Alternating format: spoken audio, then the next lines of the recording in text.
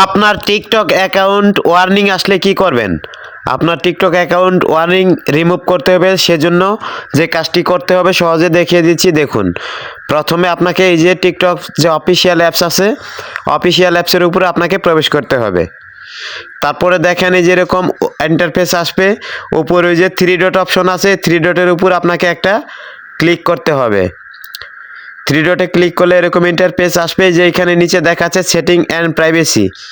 Setting and প্রাইভেসির উপর আপনাকে একটা ক্লিক করতে হবে। তারপরে এরকম ইন্টারফেস আসবে, স্ক্রল করে নিচে আসতে হবে। নিচে আসার পরে এখানে দেখবেন রিপোর্ট এ প্রবলেম নামের একটা অপশন আছে।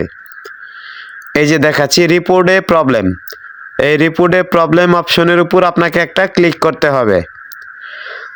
তারপরে এরকম ইন্টারফেস আসবে, এখানে দেখাবে অ্যাকাউন্ট অ্যান্ড প্রোফাইল। এই অ্যাকাউন্ট অ্যান্ড প্রোফাইলের উপর আপনাকে একটা ক্লিক করতে হবে। ক্লিক করা হয়ে গেলে এরকম ইন্টারফেস আসবে, এখানে নিচে স্ক্রল করে আসার পরে দেখবেন এখানে প্রোফাইল পেজ নামের একটা অপশন আছে। এই যে প্রোফাইল পেজ, এই প্রোফাইল পেজের উপর আপনাকে একটা ক্লিক করতে হবে। তারপরে এরকম ইন্টারফেস আসবে, যে সবার নিচে আদার্স নামের যে অপশনটা দেখাচ্ছে, এই আদার্সের উপর একটা ক্লিক করতে হবে।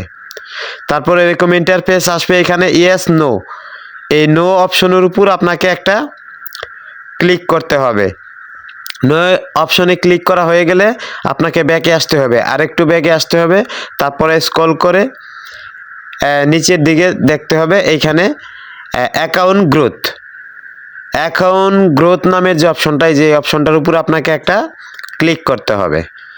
এখানে ক্লিক করা হয়ে গেলে এরকম ইন্টারফেস আসবে, স্ক্রল করে নিচে আসতে হবে।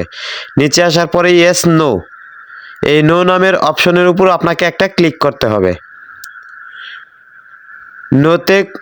নোতে ক্লিক করা হয়ে গেলে আপনার এই যে দেখেন নো অপশন, নোতে ক্লিক করা হয়ে গেলে একটা ফিডব্যাক দেখাবে ওই যে উপরে।